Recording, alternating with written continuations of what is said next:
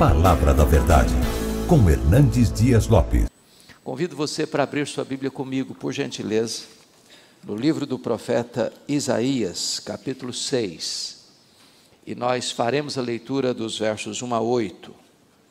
Esse é um texto muito conhecido de todos nós, porém sempre novo, sempre vivo, sempre oportuno para o nosso ensino e correção.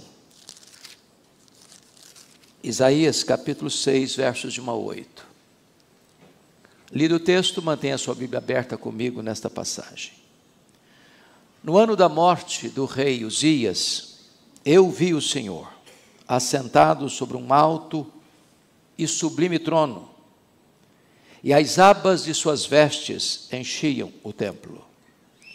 Serafins estavam por cima dele, cada um tinha 6 asas, com 2 cobria o rosto, com 2 cobria os seus pés, e com 2 voava. E clamavam uns para os outros, dizendo: Santo, Santo, Santo é o Senhor dos exércitos, toda a terra está cheia da sua glória. As bases do limiar se moveram à voz do que clamava, e a casa se encheu de fumaça. Então disse eu: ai de mim, estou perdido, porque sou homem de lábios impuros, habito no meio de um povo de impuros lábios, e os meus olhos viram o Rei, o Senhor dos exércitos. Então um dos serafins voou para mim, trazendo na mão uma brasa viva que tirara do altar com uma tenaz, e com a brasa tocou a minha boca e disse: eis que ela tocou os teus lábios, a tua iniquidade foi tirada e perdoado o teu pecado. Depois disto, ouvi a voz do Senhor que dizia: a quem enviarei e quem há de ir por nós? Disse eu: eis-me aqui, envia-me a mim. Amém. Meus amados, o profeta Isaías, conhecido como profeta palaciano, ou também o profeta evangélico, está vivendo num dos tempos mais difíceis da sua nação, de uma crise aguda, agônica, endêmica e sistêmica. O contexto é da morte de um dos mais importantes monarcas que governaram Judá. O homem que governou 52 anos em Jerusalém, o rei Uzias. O trono está vazio. A transição não é segura na perspectiva humana. E a nação mergulha nas profundezas de uma crise sem paralelos na história. E eu queria aqui destacar algumas dessas crises para nós entrarmos na exposição do texto. A primeira crise que assola Judá, nós chamaríamos de uma crise da política interna, porque com a morte do rei Uzias, ascenderam ao poder em Judá. Mas se não bastasse essa crise política interna de Judá, havia uma crise externa, da política externa, porque o pecado atrai juízo. Deus não deixa o seu povo pecar com sucesso. O pecado atrai tempestade. E então o que aconteceu? Deus trouxe contra Judá o rei Rezim da Síria, o rei Peca das 10 tribos do norte do reino de Israel, e Judá, oprimido politicamente, corre atrás da Síria, que era o mais importante império da época, em busca de socorro, abrindo os cofres da nação para tornar-se um país vassalo daquele grande império.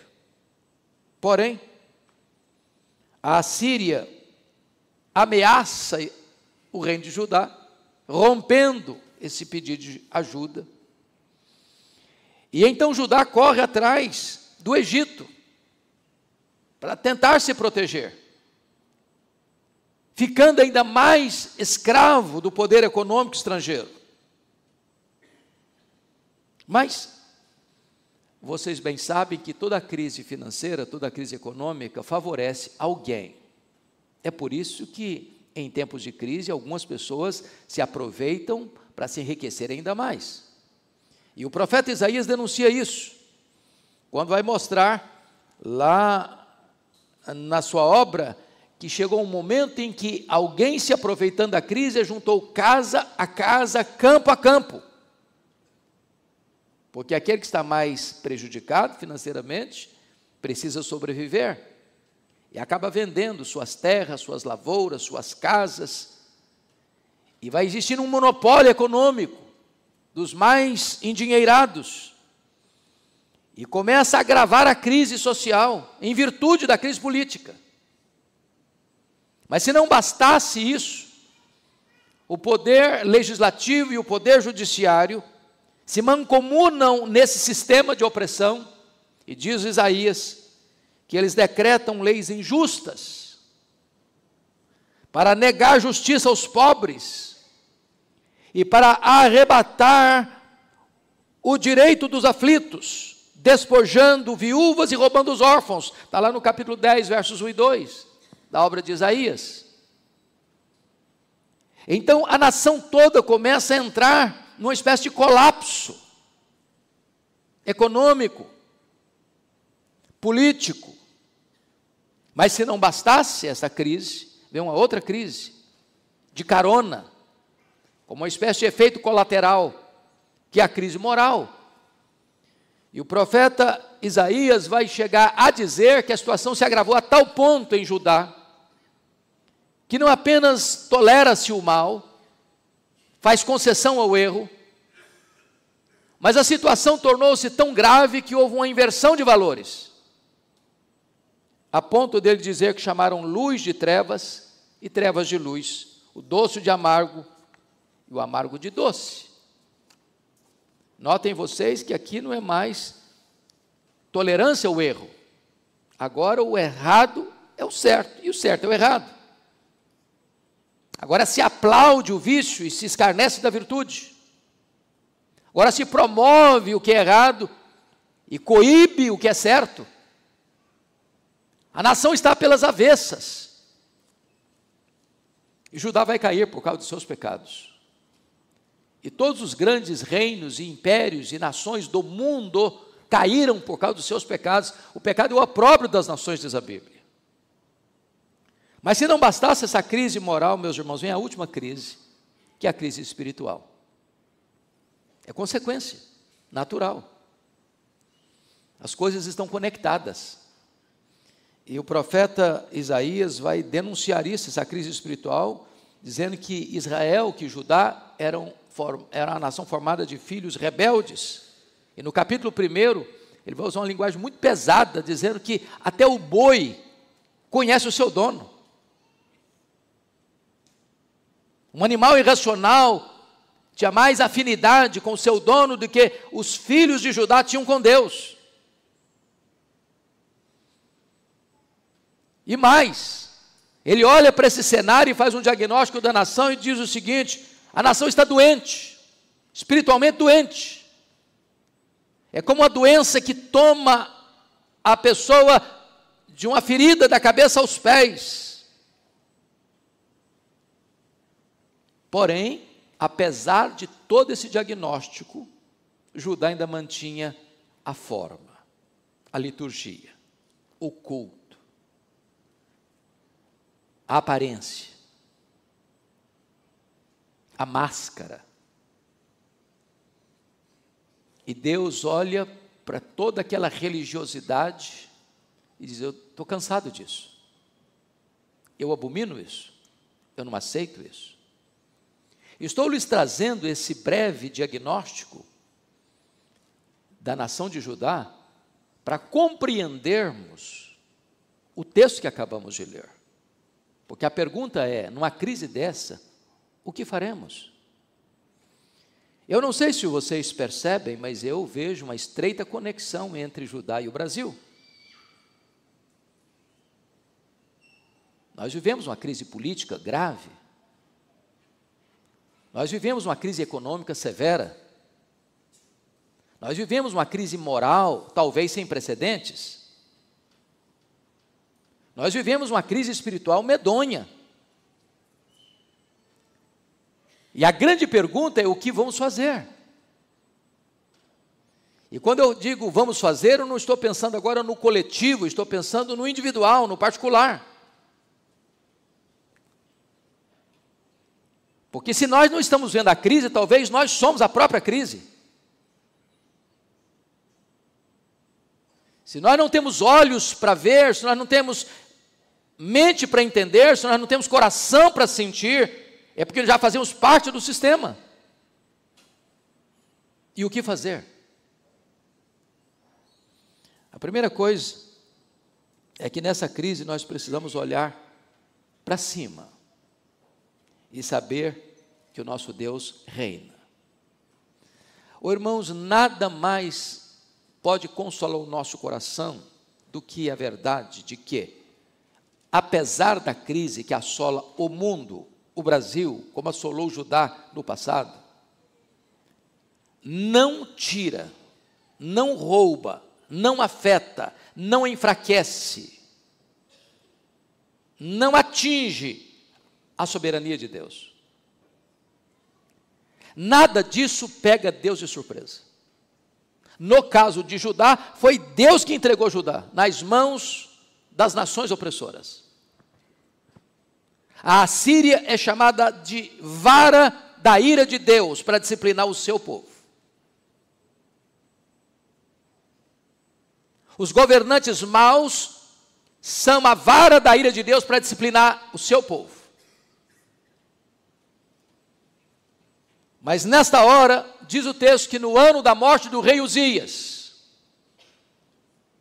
o profeta entra na casa de Deus e ele tem uma visão.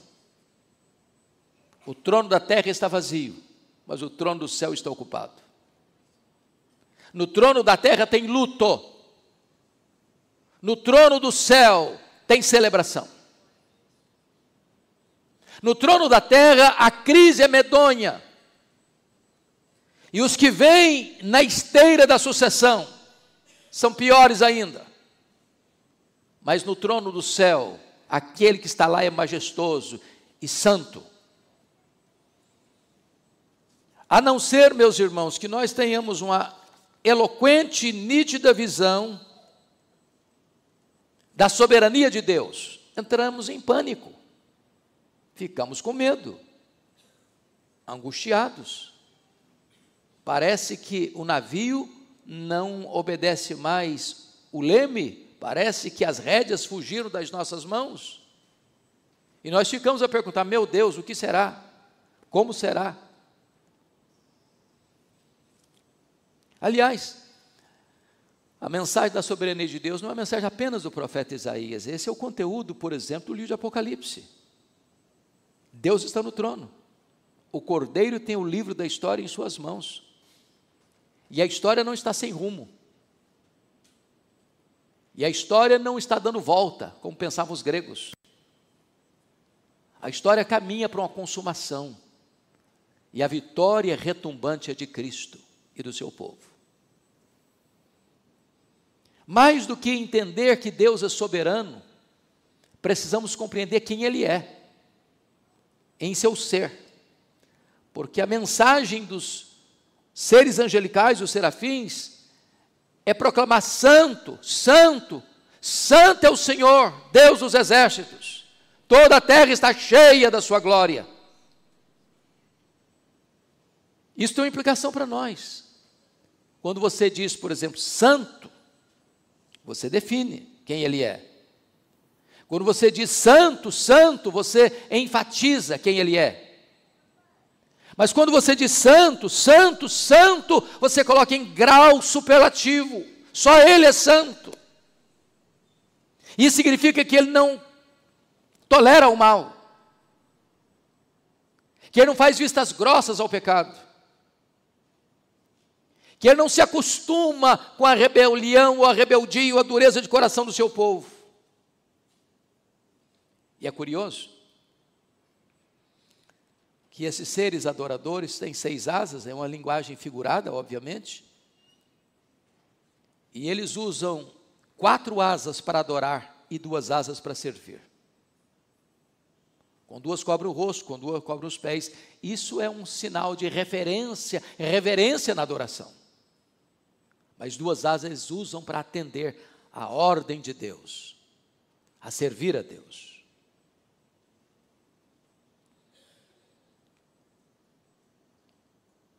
E eles estão proclamando quem Deus é, e eles estão proclamando o que Deus faz.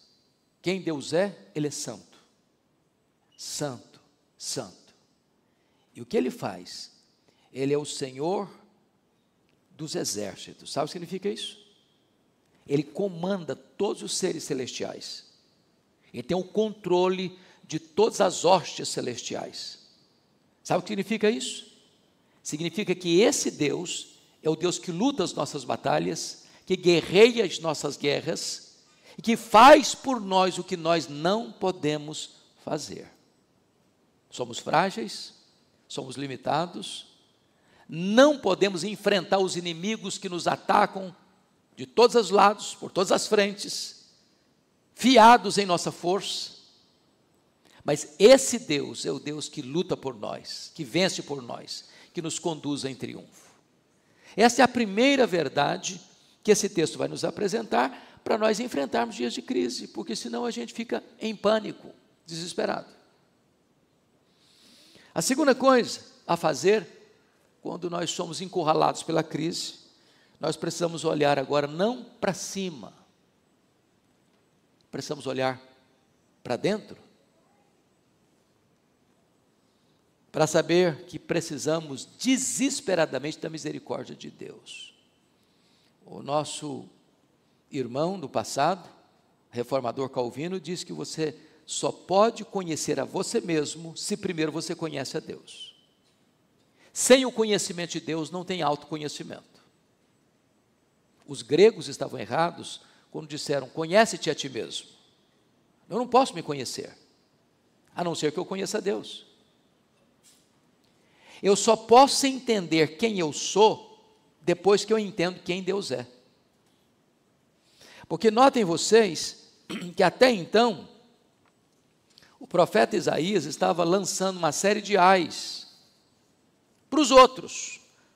Ai dos gananciosos, ai dos beberrões, ai dos injustos, ai dos corrompidos moralmente, ai dos soberbos, ai dos farristas.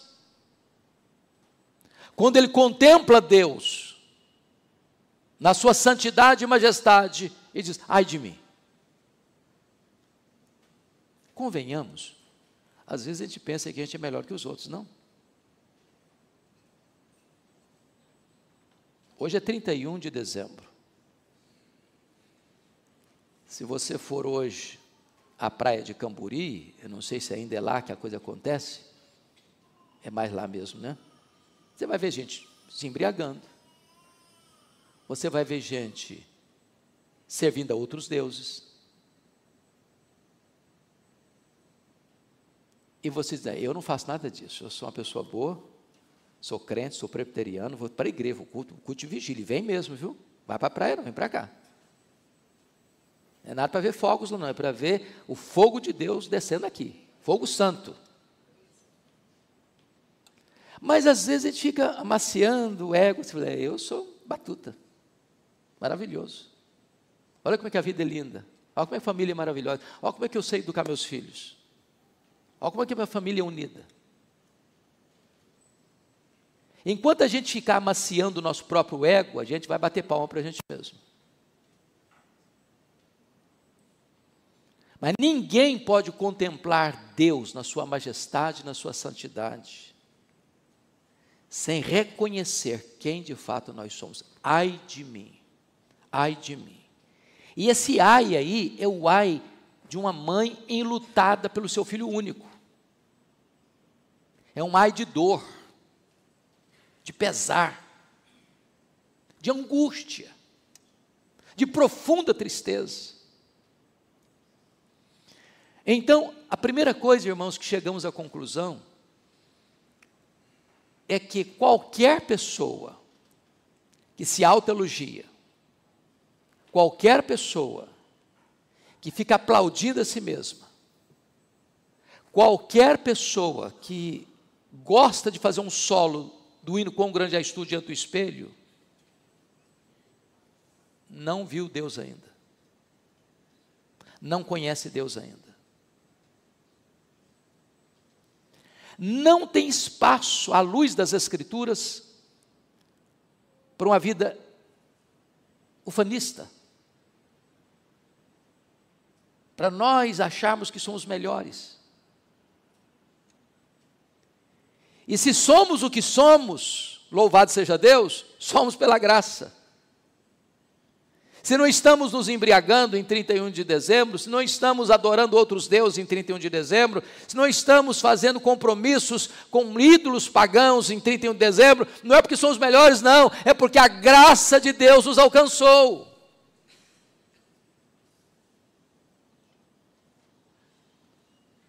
Mas mais do que isso, o profeta Isaías tem uma visão clara, não apenas de quem ele é, sou um homem de lábios impuros, mas ele reconhece que vive também rodeado da mesma corrupção e habita no meio de um povo de impuros lábios. A grande pergunta é por que ele seleciona o pecado da língua para mostrar a corrupção do ser humano. E a Bíblia diz que nós vamos dar conta no dia do juízo por todas as nossas palavras frívolas que proferimos. Os meios de comunicação estão recheados e transbordantes de palavras chulas, não é verdade? As piadas imorais, indecorosas, fazem parte do cardápio até de alguns crentes. E a Bíblia diz que a língua é apenas o ponteiro que aponta a direção do coração, porque ela fala que o coração está cheio. Quem sabe hoje seja uma hora de uma avaliação, falou, meu Deus, eu tenho falado tanta coisa refletida, a gente conversa, jogando conversa fora, palavras que não têm nenhum valor, palavras que não edificam nada, palavras que não abençoam, palavras que não constroem, palavras que não consolam. Está na hora de fazer uma avaliação. Senhor, eu não quero mais agregar isso na minha vida.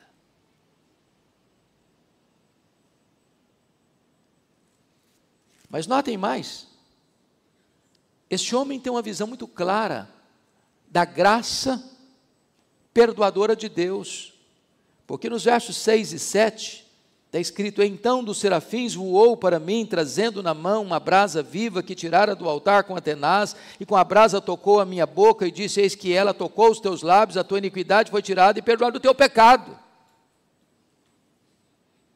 Precisamos de uma brasa que toque os nossos lábios, que limpe o nosso linguajar, que depure as nossas palavras, que restaure a comunicação saudável. Aliás, quando você vai ver lá em Efésios sobre a plenitude do Espírito Santo, como é que você pode saber se um crente está cheio do Espírito Santo? É curioso que o apóstolo Paulo vai traçar uma linha clara para mostrar que uma pessoa cheia do Espírito Santo, ela tem uma comunicação diferente.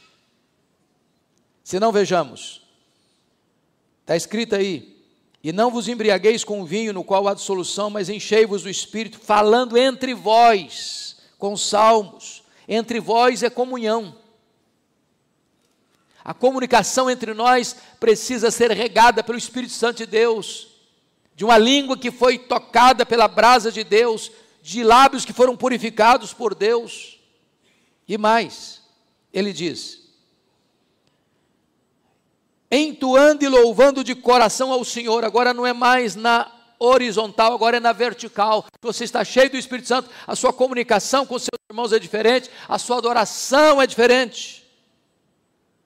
E mais, olha o versículo 20, dando sempre graças por tudo a nosso Deus e Pai, em nome de nosso Senhor Jesus Cristo. Ou seja, em vez de murmuração, de reclamação, de palavras, às vezes até ofensivas a Deus, você está dando graças por tudo. E por tudo, preste atenção, não é tudo.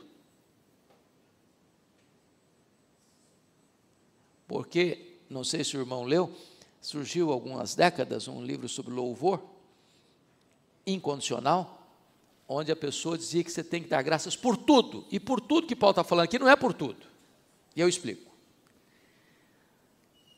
Um pai e uma mãe não dá graças a Deus porque o filho se embriagou.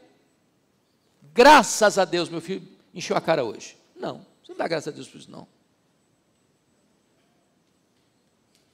Você não dá graças a Deus porque alguém fez um negócio errado, roubou, matou, adulterou, traiu.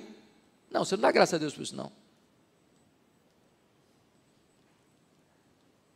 Você dá graças a Deus pela providência carrancuda. Às vezes a providência é carrancuda. Às vezes é luta, às vezes é prova, às vezes é vale. Mas você não dá graças a Deus pelo mal moral. Você não dá graças a Deus por aquilo que Deus repudia, reprova e condena. Então, quando você está cheio do Espírito Santo, a evidência disso é que a sua comunicação muda com sua família, muda com seus irmãos aqui na igreja, muda no seu contexto de trabalho, muda na sua adoração a Deus, e muda no contexto de você ver e receber a vida como gesto da bondade de Deus por você. Essa graça de Deus está aqui hoje, como esteve na vida da mulher samaritana, na vida daquela mulher que foi apanhada em flagrante adultério, na vida do Zaqueu, na vida do Bartimeu, na vida do leproso, na vida do ladrão que foi recebido no paraíso. Deus está aqui hoje. O Senhor da glória está aqui. Ele habita no meio do seu povo. E Ele está pronto para perdoar, para purificar. Mas finalmente, irmãos, o que fazer na hora de crise? Na hora da crise precisamos olhar para fora e ouvir o desafio de Deus para nós e a necessidade do mundo. O versículo 8 é categórico. Depois disto, preste atenção, não foi antes disso, também não foi no meio disso, foi depois disso. Depois disso, ouvi a voz do Senhor que dizia: a quem enviarei? Quem há de ir por nós? Disse eu: eis-me aqui, envia-me a mim. Vejam vocês que o envio de Deus nunca precede a restauração espiritual. O que isso quer dizer? Isso quer dizer que vida com Deus precede trabalho para Deus. Deus não está interessado em ativismo religioso. Fazer a obra de Deus nunca foi nossa prioridade. Nossa prioridade é andar com Deus da obra, é conhecer o Deus da obra. Primeiro Deus trabalha em nós, depois Deus trabalha através de nós.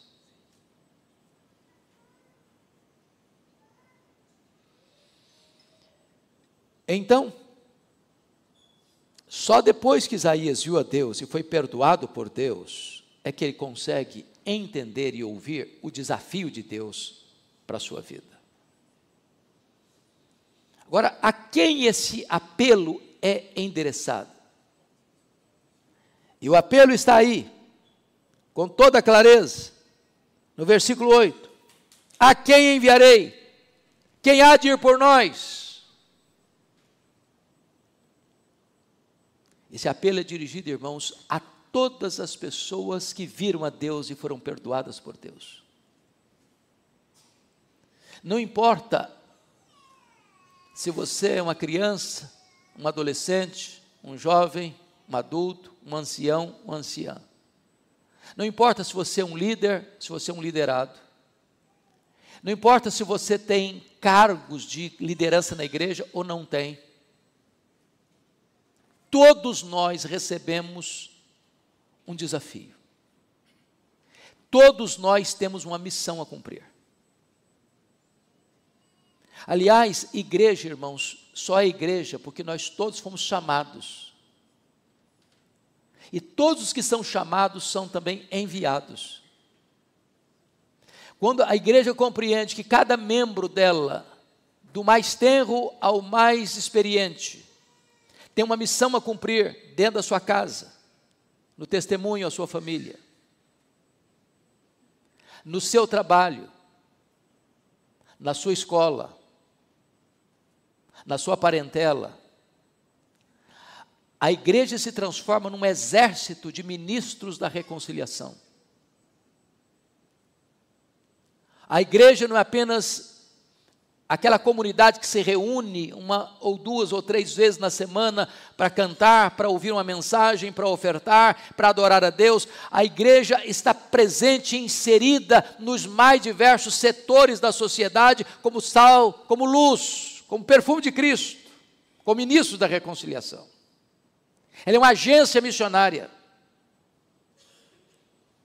Reverendo Ronaldo Lidório conta a história de uma das missionárias mais relevantes do norte do Brasil. E certa feita alguém chega para aquela mulher e pergunta assim: como é que foi a sua vocação? Ela disse: não recebi chamado nenhum não, só escutei uma ordem e eu a obedeci. A ordem já está dada. Indo, portanto, fazei discípulos de todas as nações. E de pregar o evangelho a toda criatura, e toda criatura começa dentro da sua casa. Começa com o apartamento do lado, da casa do lado.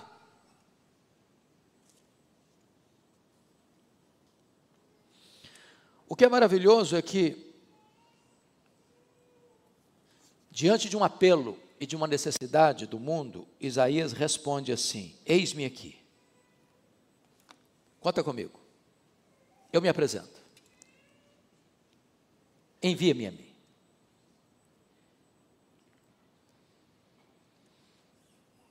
Nós estamos no final de um ano difícil, no cenário mundial difícil. Nós estamos numa guerra de um país que invade o outro, a Rússia, invadindo a Ucrânia. Essa semana foi o ataque mais pesado desde o começo da guerra, com implicações seríssimas para o mundo todo. Nós estamos diante de uma guerra em Israel, de um grupo terrorista que ataca a nação, e agora tem o retorno disso. E as implicações são soleníssimas para o mundo inteiro. Nós estamos numa crise de uma agenda global, de cristofobia, de um ataque frontal aos valores cristãos no mundo todo, mormente no Ocidente.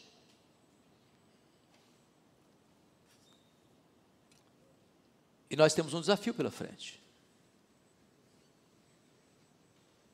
O desafio está lançado. A quem enviarei?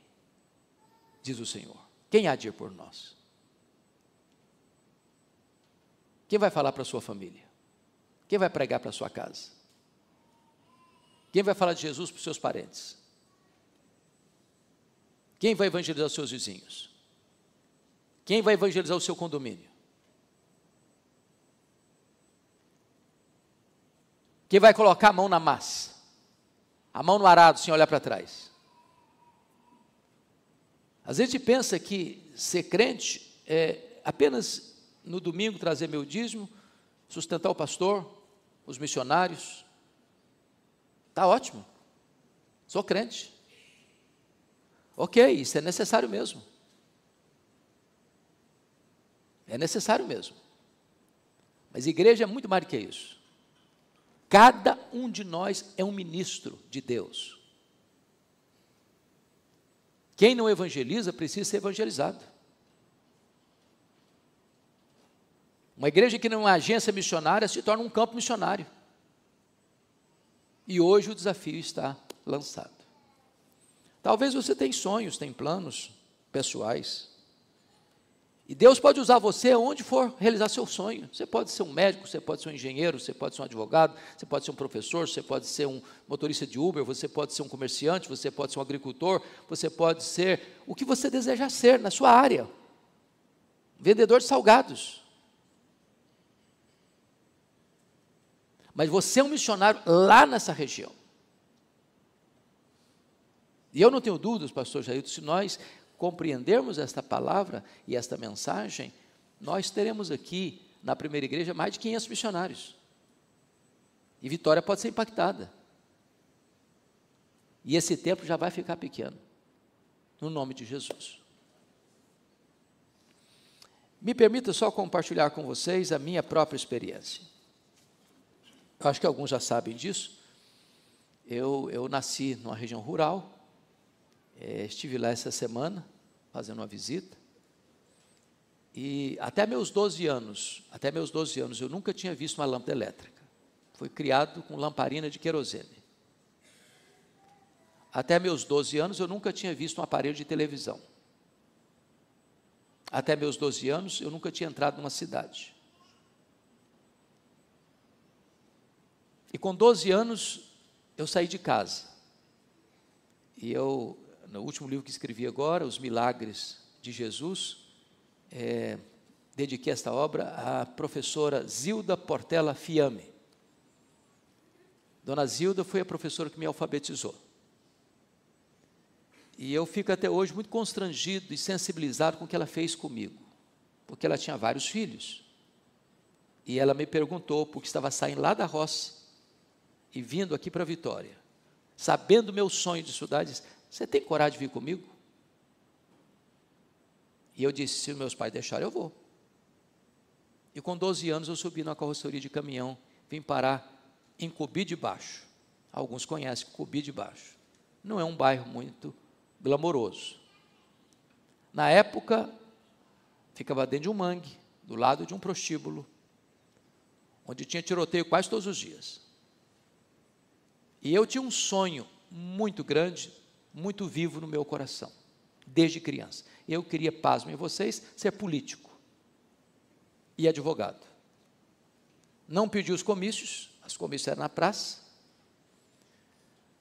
nos palanques. E no dia que eu fiz 18 anos, pastor Jailton, no mesmo dia, eu fui lá, tirei meu título e já me filiei num partido.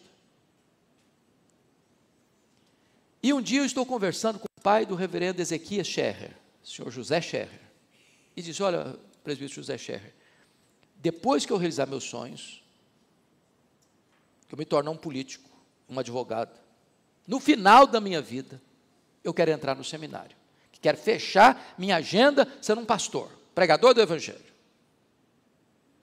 E este homem literalmente botou o dedo no meu nariz e disse: você quer dar as sobras para Deus?